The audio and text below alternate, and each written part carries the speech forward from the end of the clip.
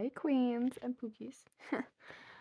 Anyways, I was supposed to record this earlier, but I didn't because I got caught up with some friends in a group chat and I just lost track of time.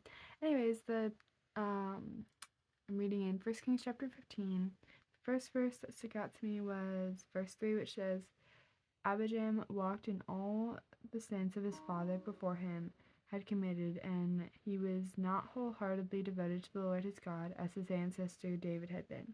So I wrote down they weren't walking with God or obeying him.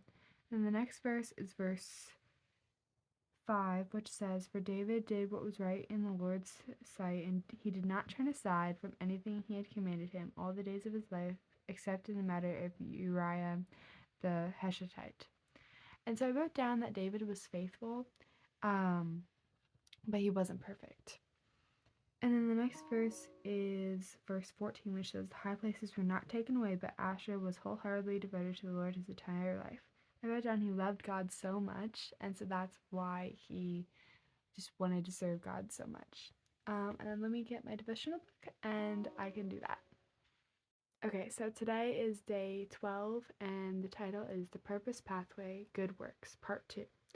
And so the key verse is, again, Ephesians 2:10. And so I wrote it down yesterday. I wrote it down today, too. We are made in his image to fulfill God's plan. And something he talks about is, so often we miss the pathway into a higher purpose because we're either looking for something impressive or something perfect.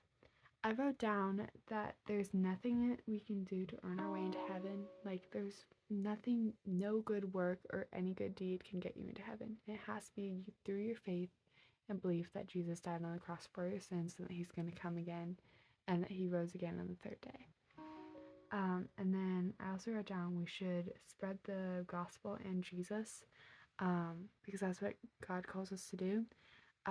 Be the light in the darkness, so therefore we have to spread God or spread Jesus and the good news. And yeah, that's it. Have a great night, everyone. Bye.